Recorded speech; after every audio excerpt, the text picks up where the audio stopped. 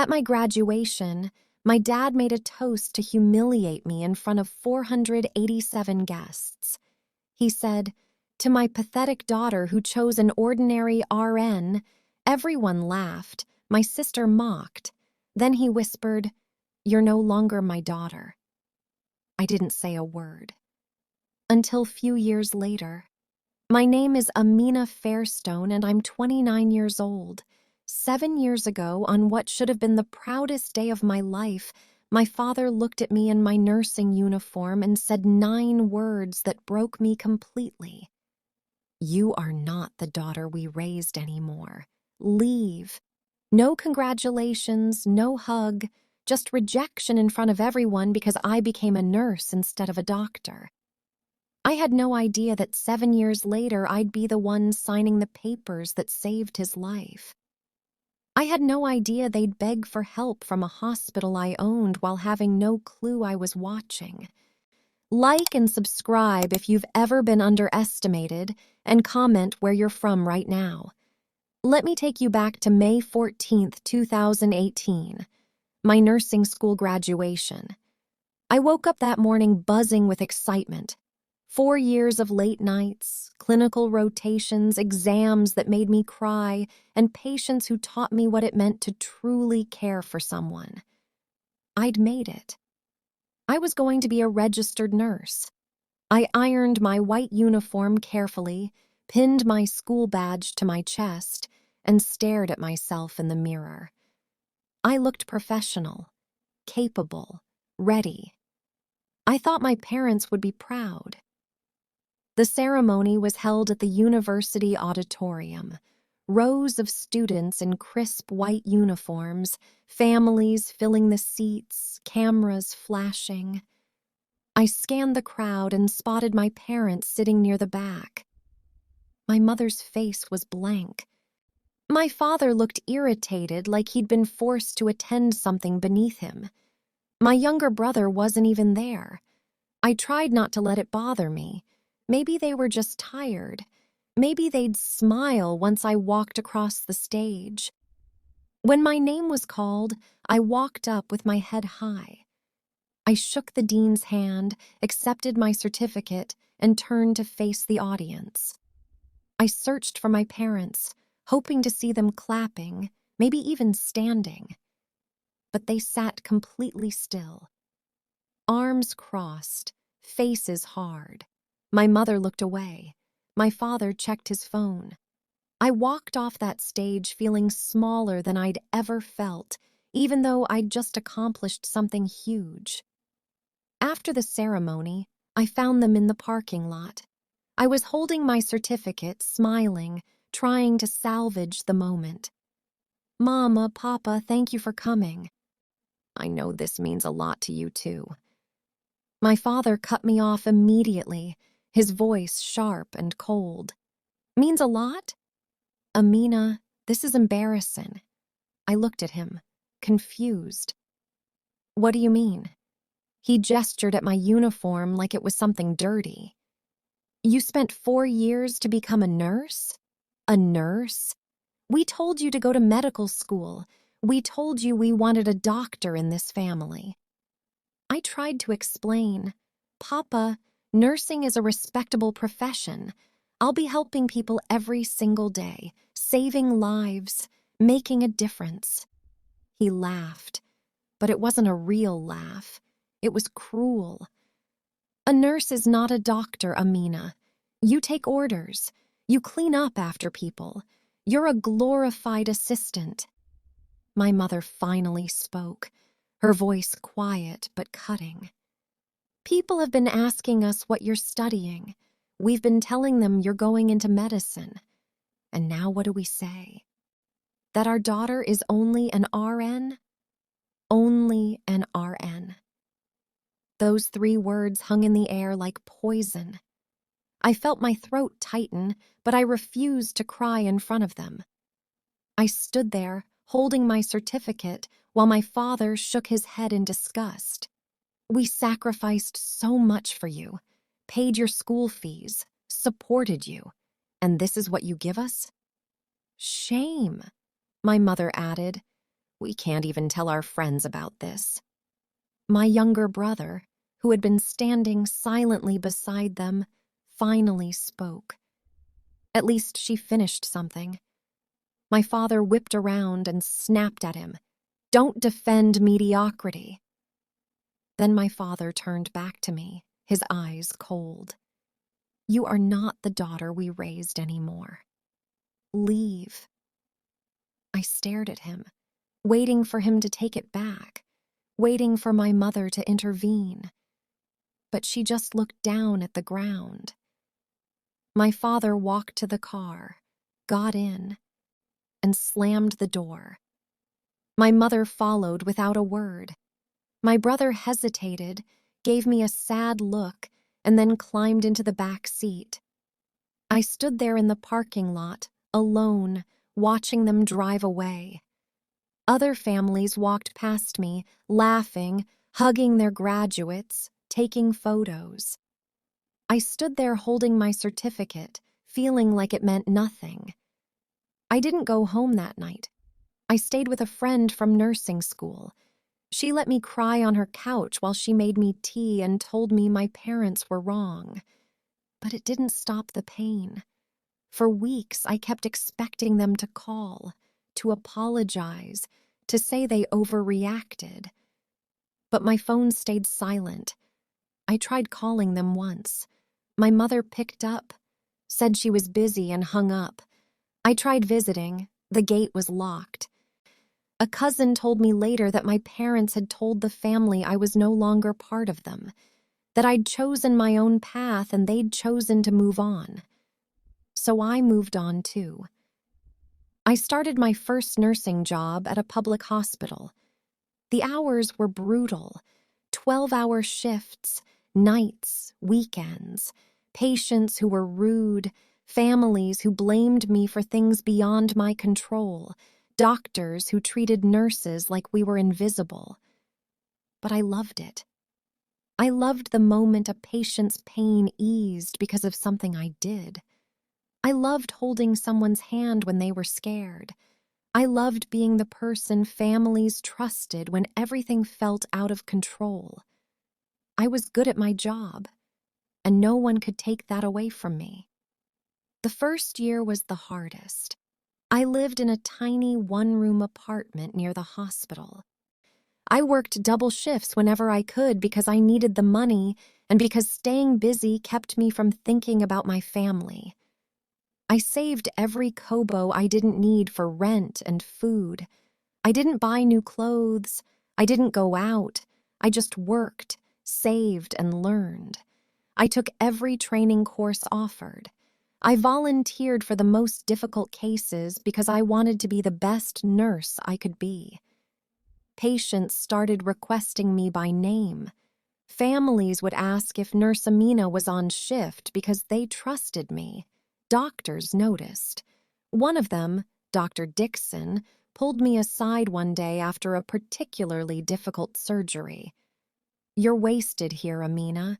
You should be leading a team, not just following orders. I didn't know what he meant at the time, but his words stuck with me. I started thinking about what I wanted long term. I didn't just want to be a good nurse. I wanted to create spaces where nurses were respected, where patients received excellent care, where healthcare wasn't just about profit. I started taking business courses online. I learned about healthcare administration, hospital management, and investment. It sounds impossible, right? A nurse with no family support, learning business on the side. But I did it. I studied after my shifts, during my breaks, on my days off. I read everything I could. I attended seminars. I networked with people in the healthcare industry. And slowly, I started to see a path forward. I met 2 other healthcare professionals who had similar dreams. One was a senior nurse named Zir. The other was a doctor named Felix. We became friends, then partners. We started talking about opening a private hospital. It's not a huge one, just a small, well-run facility that focused on quality care and treating staff with dignity. We pooled our savings. We found investors who believed in the vision. We worked for 3 more years, planning, saving, applying for permits, finding a location. It was exhausting. There were nights I wanted to quit, nights I wondered if I was insane for trying, but every time I doubted myself, I remembered my father's words. Only an RN. And I pushed harder. In 2023, we opened Sunrise Medical Center, a 50-bed private hospital in Dayton, Ohio. I was 27 years old and a co-owner of a hospital. I still worked as a nurse because that's who I was. I didn't just sit in an office. I was on the floor checking on patients, supervising staff, making sure every detail was perfect. Zier handled operations. Felix handled the medical side. And I handled everything else. We weren't rich. We weren't famous. But we were building something real, something that mattered. I still lived simply. I didn't buy a fancy car or move into a mansion. I rented a decent apartment, saved my money, and reinvested in the hospital. My focus was on growing the facility, hiring excellent staff, and maintaining a reputation for quality care. Word spread. Patients started choosing us over bigger hospitals because they felt cared for. Doctors wanted to work with us because we respected them. Nurses wanted to join our team because we paid fairly and treated them like professionals, not servants.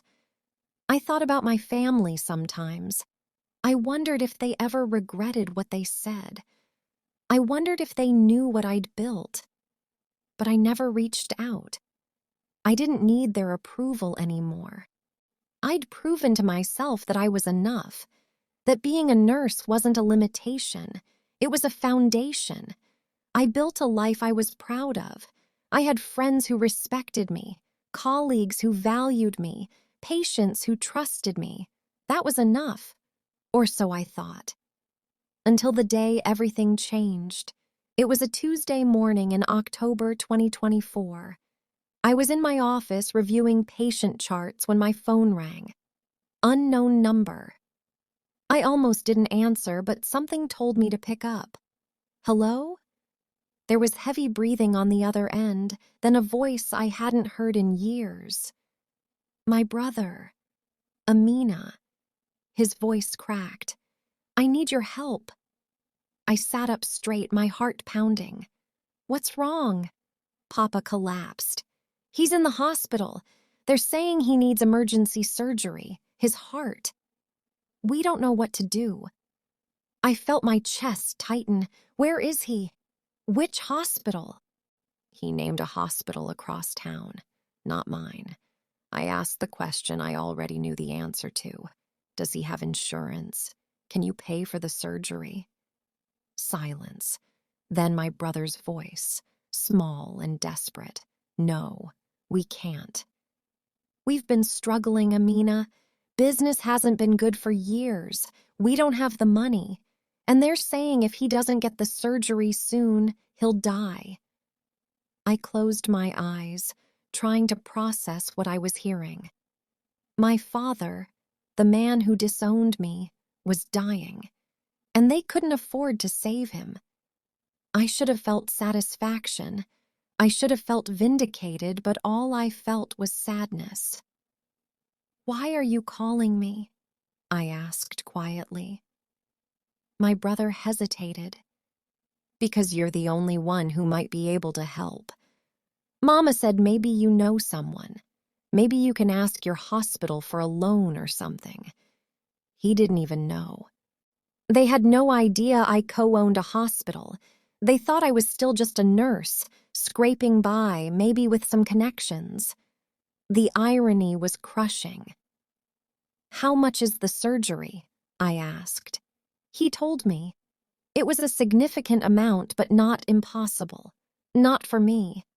I told him I'd see what I could do and hung up. I sat there for a long time, staring at my phone. Part of me wanted to ignore it. to let them figure it out on their own. They'd abandoned me when I needed them. Why should I help now?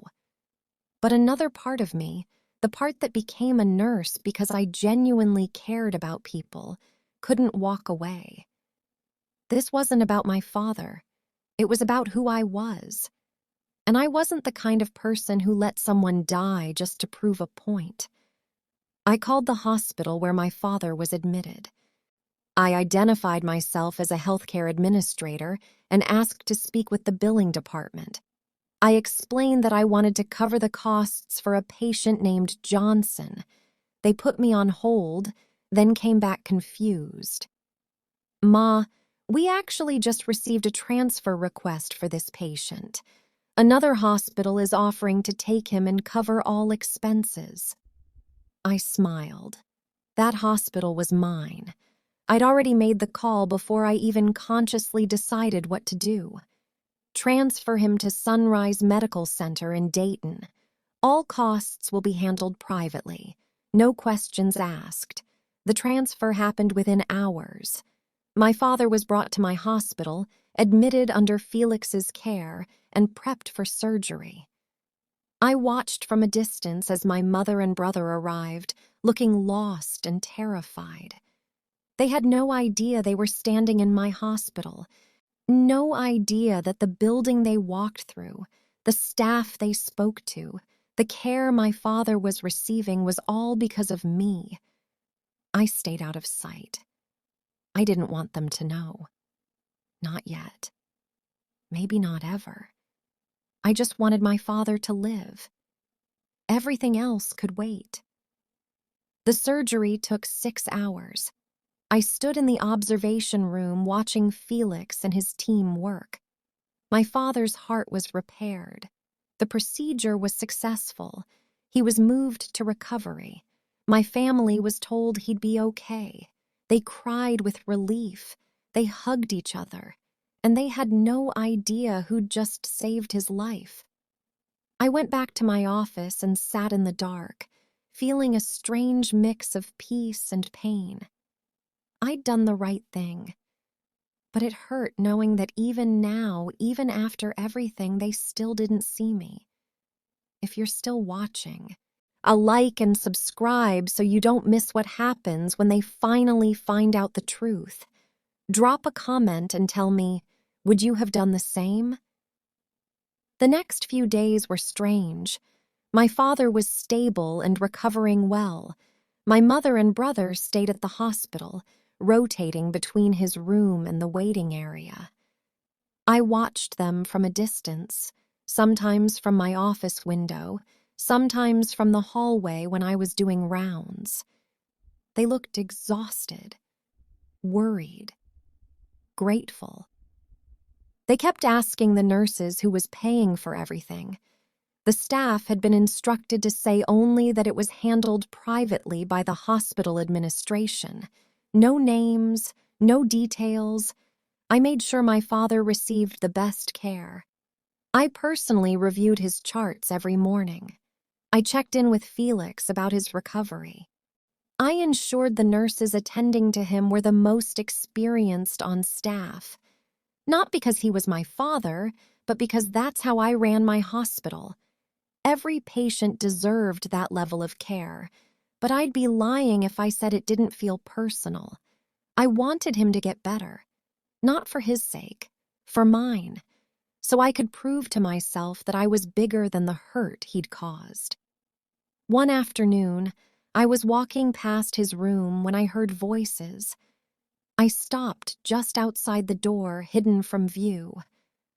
My mother was crying softly. I don't understand how this is happening. How are we getting all this care for free? Who would do this for us? My brother's voice was thick with emotion. Maybe it's a charity program. Maybe the hospital does this sometimes. My mother shook her head. No, someone is paying. Someone who knows us. But who? We don't have anyone with this kind of money. I almost walked away. But then I heard my father's weak voice. Maybe it's Amina. The room went silent. My mother's voice turned sharp. Don't be ridiculous. Amina is just a nurse. She doesn't have this kind of money, my brother added quietly. Even if she did, why would she help us after what we did? My father didn't respond. I stood there, my hand pressed against the wall, fighting the urge to walk in and tell them everything. But I didn't. I walked away silently, my heart pounding. Days passed. My father's condition improved steadily. He was moved out of intensive care and into a private room. The bills kept piling up: surgery costs, medication, room charges, post-op care, and every single charge was quietly absorbed by the hospital. My finance team knew it was coming from my personal account, but they didn't question it. That was the benefit of being a co-owner. I could make decisions like this without justification, and I did. Not loudly, not publicly, just quietly, the way I'd always done everything. My mother kept asking questions. She approached nurses, administrators, even Felix. Everyone gave her the same answer. It's been taken care of. She grew frustrated. One evening, I overheard her talking to my brother in the hallway. This doesn't make sense. People don't just do this. There has to be a reason. What if they expect something from us later? What if this is some kind of trap? I felt a flash of anger. Even when someone was helping them, they were suspicious. They couldn't just accept kindness. They had to question it. But I stayed silent. I kept my distance. I did my rounds, managed my hospital, and checked on my father's progress without ever entering his room. Femi asked me once if I wanted to see him. I shook my head. Not yet. Maybe never. I wasn't ready for that confrontation. I wasn't ready to see the look on his face when he realized the daughter he'd disowned was now the one keeping him alive. So I waited. And I watched. And I prepared myself for the moment when the truth would finally come out.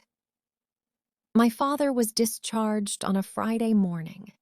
He'd recovered well, and Felix cleared him to go home with instructions for follow-up care and medication.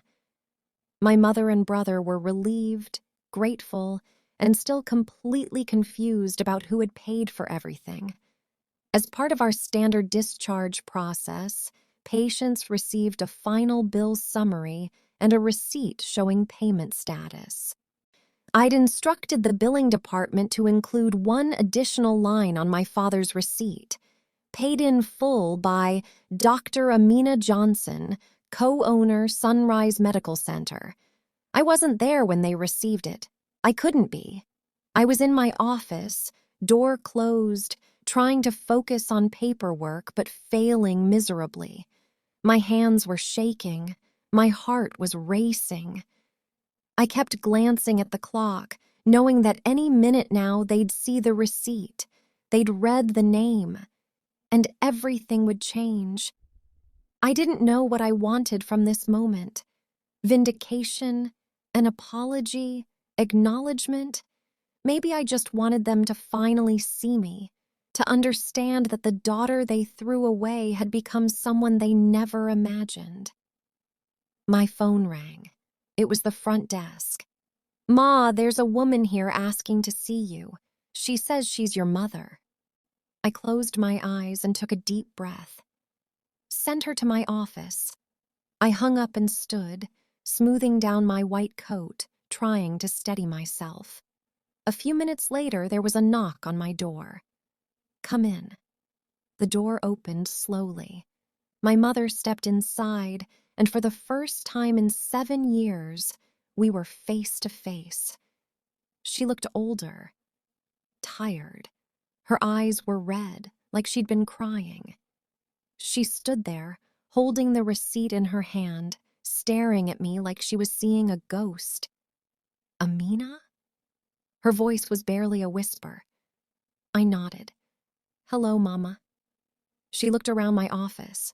the desk, the certificates on the wall, the hospital logo on my coat. Then she looked back at me, tears streaming down her face. "You own this hospital?" I kept my voice calm. "I co-own it, with 2 partners. We opened 3 years ago." She shook her head slowly, like she couldn't process what she was hearing. "But you're a nurse." "I am a nurse," I said quietly. "I'm also a businesswoman, a hospital administrator, a co-owner of a medical facility that employs over 80 people and serves hundreds of patients every month." She stared at the receipt again, her hands trembling. "You paid for your father's surgery. You saved his life." I didn't respond. I didn't need to. The receipt said everything. She sank into the chair across from my desk, her face crumpling. "Why? After what we did to you, why would you help us?" I sat down slowly, choosing my words carefully. "Because letting him die to prove a point would make me just like you. And I'm not like you. I'm a nurse. I save lives. That's what I do. Even when it's hard, even when it hurts, even when the person doesn't deserve it." She covered her face with her hands and sobbed. "I'm so sorry, Amina. I'm so sorry." I sat there, watching her cry, and I felt nothing. No satisfaction, no anger, just emptiness. Her apology didn't change the past. It didn't erase the years of silence. It didn't undo the pain. My brother appeared in the doorway, my father leaning on him for support. They both froze when they saw me. My father's face went pale. He stared at me for a long moment, then looked around the office, putting the pieces together. "This is your hospital." I nodded. He looked down at the floor, his jaw tight. "You saved my life." Again, I didn't respond. He finally looked up at me, his eyes filled with something I'd never seen before. Shame. I was wrong, Amina. I was so wrong. I waited for the relief, the vindication I thought I'd feel hearing those words. But it didn't come. Instead, I just felt tired. I stood up and walked to the window, looking out at the city. "You didn't just underestimate me. You threw me away because I didn't meet your expectations. You cared more about what people thought than about your own daughter. And now you're standing in a hospital I built, alive because of a profession you called shameful." I turned to face them. "I didn't do this for you. I did it because saving lives is who I am, not because of you, in spite of you." The room was silent. My father nodded slowly, tears running down his face. "I understand." They left my office quietly. My mother tried to hug me, but I stepped back. I wasn't ready for that. Maybe I never would be. My brother whispered thank you as they walked out. I watched them leave from my window, getting into a taxi. My father moving slowly but alive. I'd done what I set out to do. I'd saved him. But I hadn't forgiven them. And I didn't know if I ever would. Forgiveness wasn't something they could demand. It was something I'd give only if and when I was ready. In the weeks that followed, they tried to reconnect. My mother called. My father sent letters. My brother showed up at the hospital once asking if we could talk. I was polite, but distant. I didn't slam doors in their faces. I didn't cut them off completely, but I didn't let them back in either. They existed on the periphery of my life, and that's where they'd stay until I decided otherwise. I didn't owe them access to the life I'd built without them. They'd have to earn that, if they ever could. I kept working. I kept saving lives. I kept running my hospital with the same care and dignity I always had. Patients still requested me, families still trusted me, and my staff still respected me. That was enough. I didn't need my parents' approval anymore. I'd spent 7 years proving I was enough on my own. And I was. I am. The girl they disowned for being only an RN became the woman who saved her father's life. Not because she needed to prove anything, but because that's what nurses do. We care, even when it costs us. If this story moved you, subscribe before you leave. And if you've ever been told you're not enough, drop a comment telling me what you became anyway. Because here's what I learned. Respect isn't given based on titles. It's earned through action. My parents wanted a doctor. They got a nurse who became a hospital owner. They wanted prestige. They got dignity. And they'll spend the rest of their lives knowing that the daughter they threw away was the one who had the power to save them. No title made me worthy. My work did, and no one can ever take that away from me.